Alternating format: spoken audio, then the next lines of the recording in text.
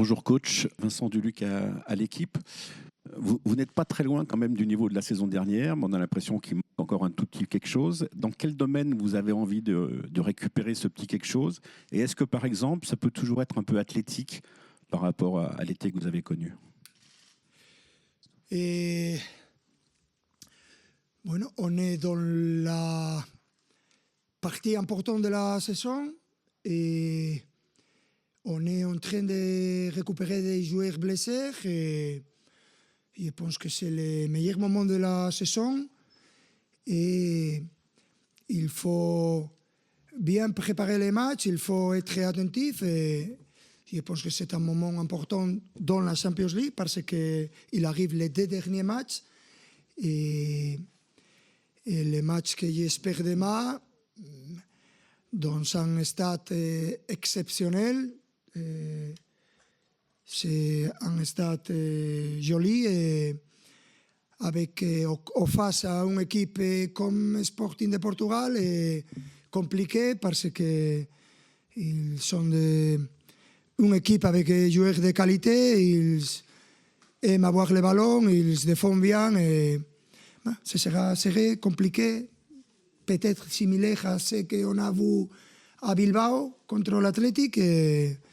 Bueno, nous savions la difficulté de notre calendrier, mais je suis content. En ce moment, l'objectif, c'est de gagner demain et avoir pratiquement assuré la qualification à les 8e, mais encore, il manque les 3 points.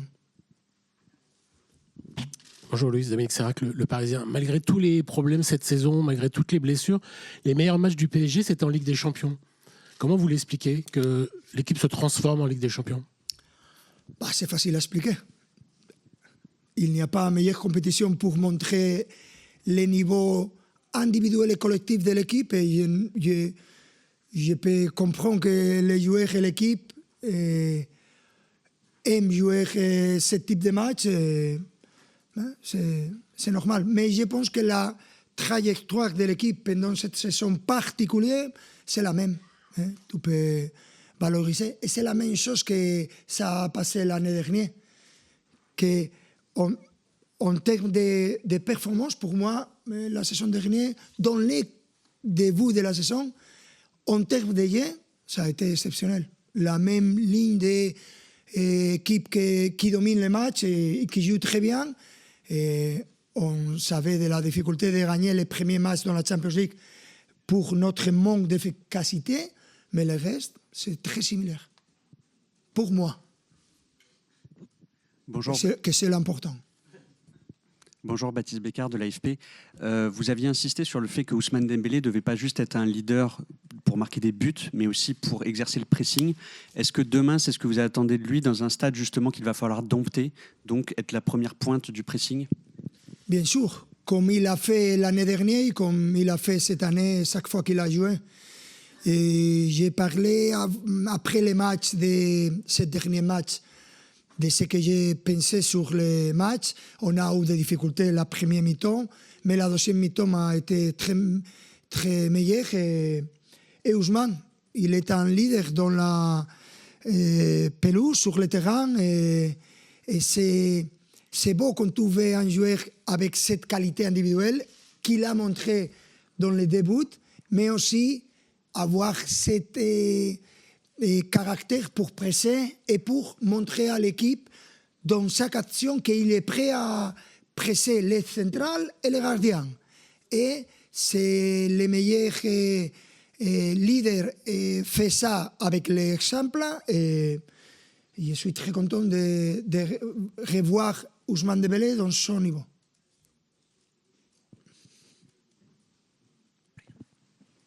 Bonjour coach, Arthur Perrault, RMC. Vous le disiez, on est dans un moment décisif de cette Ligue des Champions. À quel point c'est important d'assurer la place dans ce top 8 le plus rapidement possible? Pour être honnête, je pense que c'est important pour la confiance de l'équipe de gagner demain et de trouver les 3 points. Mais je ne suis pas sûr que ce soit les meilleurs parce que si on qualifiait dans les 8 premières équipes, on n'a pas joué les barrages et en ce moment, il manquera les 4 matchs de la Coupe de France que nous pensons qu'on avait joué. Mais je ne suis sûr. C'est clair que notre objectif, c'est de gagner demain et qualifier dans les 8e premières équipes. Mais je ne suis pas sûr que ce soit le meilleur. Un poco por llevar la contraria. ¿Cómo se dice en français? Un poco para llevar la contraria a todos. Contradictoire. C'est ce que j'aime. C'est contradictoire. À tout le monde. Aussi mes joueurs. Bonsoir, Philippe Sansfourche pour RTL sur votre droite. Voilà. Vous avez 4 joueurs internationaux portugais dans votre effectif qui jouent beaucoup pour la plupart. Ce sont des joueurs différents à des postes différents, mais selon vous, qu'est-ce qui les rassemble au-delà de leur nationalité? Est-ce que c'est facile de travailler avec eux? Comment est-ce que vous pourriez décrire leur comportement sportif et humain? J'ai la chance de travailler avec 4 Portugais, mais aussi le directeur sportif qui est portugais. C'est très facile pour moi en tant qu'entraîneur, cette qualité de joueur, qualité personnelle et qualité professionnelle. Ce sont top, les 4. Et c'est un vrai plaisir d'avoir ce type de niveau et ce type de joueurs professionnels. J'ai la chance, très bonne chance. Bonjour, Luis, Giovanni Castelli, la chaîne L'Équipe. Vous avez gagné pas mal de rencontres importantes en séance de tir au but. Hier, Brahim Diaz aurait pu offrir la victoire au Maroc sur tir au but. Il y a eu Panenka. Est-ce que c'est quelque chose que vous déconseillez à vos joueurs dans les moments importants? Est-ce que vous en discutez avec eux ou pas du tout? Aujourd'hui, on a parlé dans les bus sur ça. Et tout le monde parle d'Ibrahim, mais je me rappelle à Zidane. Zidane, qui est Dios, le Dios footballistico.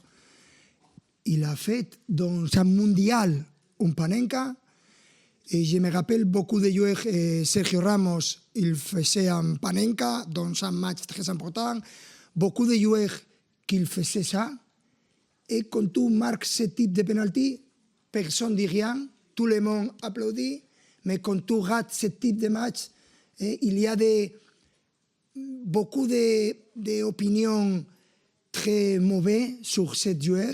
Et c'est un joueur magnifique, je le connais, parce qu'il a été avec la nationale espagnole. Je l'ai signé pour la nationale espagnole un match. C'est un joueur exceptionnel, une très bonne personne. Et c'est très injuste en ce moment quand tu vois ça.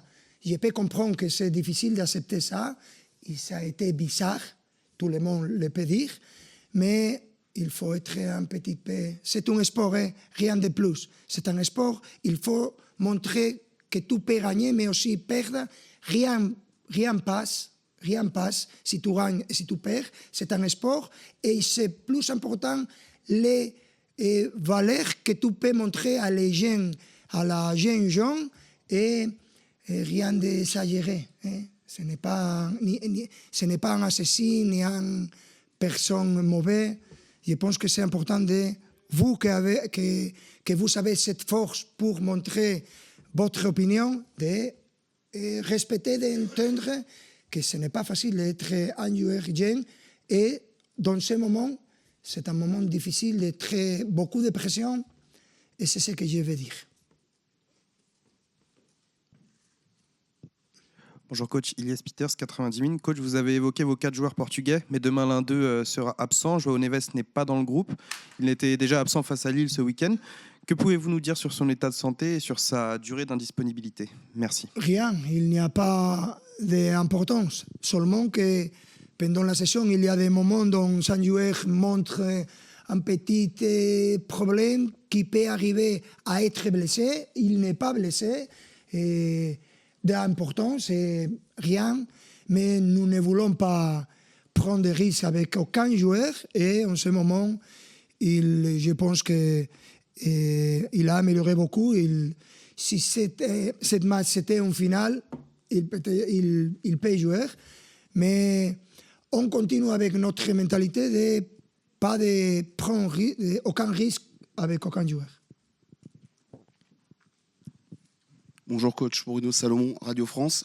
Je reviens quelques instants sur la CAN avec Achraf Hakimi et aussi Ibrahim Mbaye, mais d'abord avec Achraf Hakimi, est-ce que vous avez échangé avec lui aujourd'hui et est-ce que vous avez peur de retrouver un joueur mentalement impacté par ce qui vient de se passer avec son pays? Et puis, autre question pour Ibrahim Mbaye, là vous avez retrouvé un garçon avec beaucoup d'énergie. Merci. C'est les jolis, c'est les beaux de la vie. Hein? C'est comme un entraîneur part, hein? Parce que le club décide tu ne peux faire plus de ton travail, mais arrive un autre entraîneur. Si tu penses à la famille de l'entraîneur qui arrive, ils sont très contents. Et la famille de l'entraîneur qui part, moins content. Mais rien de particulier, c'est la vie. Seulement on gagne une équipe, on sait que là, c'est Sénégal, c'est le moment de féliciter les champions et c'est le moment de féliciter aussi les Marocains parce qu'ils sont compétis très bien. Et rien, Hakimi, c'est ma travail de surmonter ça et de valoriser ce qu'il fait comme joueur et comme personne. Et rien, ce n'est pas important. Bien sûr. Hein? On est dans la compétition. Hein? Nous sommes les clubs qui paient beaucoup d'argent à les joueurs pour qu'ils viennent et les joueurs viennent, bien sûr, comme tout le reste des joueurs. Bonjour, ici Loïc Tanzi pour l'équipe. Dans une saison très compliquée physiquement pour vos joueurs, avec une préparation très courte, on le sait, Nuno Mendes est plutôt en forme physiquement, même très en forme. Comment vous expliquez tout simplement que lui, il arrive à être aussi en forme physiquement? Ça, c'est normal pendant la saison d'avoir des hauts et des bas. Et physiquement et techniquement, Nuno, c'est un joueur différent. Je le connais avant quand j'ai joué face à la sélection portugaise avec la nationale espagnole. Et j'ai pensé, quel type de joueur incroyable. Beau avec le ballon, beau sans le ballon, avec cette mentalité très différente. Et je me répète, c'est un vrai plaisir d'avoir un joueur comme Nuno Mendes. Pergunta em português, posso? Claro. Aqui há 14 anos falou-se do seu nome para o Sporting. Teve algum contacto com o clube ou foi só especulação? Moi? Sim. Jamais. Mais j'aime le premier, le nom, Sporting, c'est comme le club de ma ville, Sporting de Gijón, c'est Sporting de Portugal. Et les couleurs, c'est très beau, les maillots. Je ne sais pas. Peut-être dans l'avenir. Qui le sait? Dans la préparation du parti, quelles caractéristiques ou dynamiques de Sporting vous avez travaillé plus avec votre équipe? Je peux répondre en espagnol. Bon, travailler les entraînements tactiques, zéro. On n'a pas de temps. Comme tous les entraîneurs à ce niveau. Avec les vidéos, oui, bien sûr, on a étudié l'adversaire. Et demain, sera le moment de dire à nos joueurs, pendant le match, quoi faire. J'aime beaucoup Sporting Portugal, une équipe qui travaille très bien, qui a été champion la saison dernière. Cette année, ils sont bien dans la Ligue des Champions, deuxième au championnat. Ils font une bonne pression à partir de derrière. Donc, c'est très difficile de jouer ici à Valade.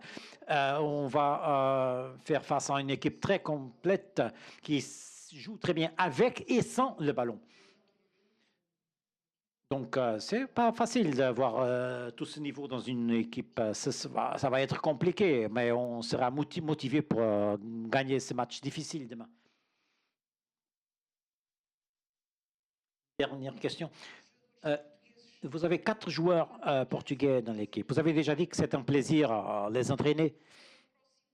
En pensant au prochain mondial, et vous connaissez le foot portugais, je pensais que le Portugal sera un candidat au titre du champion du monde. Sans doute, sans doute. C'est une des meilleures équipes pour gagner le mondial.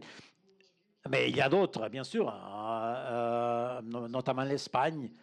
Bon, les favoris sont toujours les mêmes, mais Portugal, de la qualité individuelle de ses joueurs, et il y a des années que le Portugal exporte joueurs pour tout le monde. Il y a des Portugais partout dans le monde, hein, à très haut niveau, sans doute que le Portugal sera un candidat.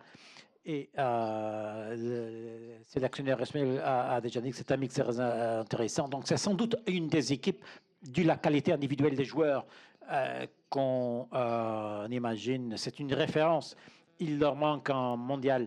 Bon, j'espère que ce sera l'Espagne, mais sinon, le Portugal, ça me ferait